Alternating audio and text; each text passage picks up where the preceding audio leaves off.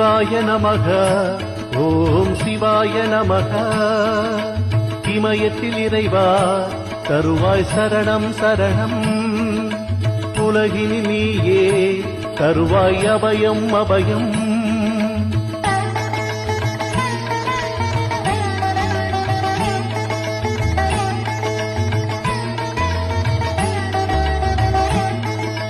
துன்பம் என்பதும் இன்பம் என்பதும் உந்தனருள்தானே.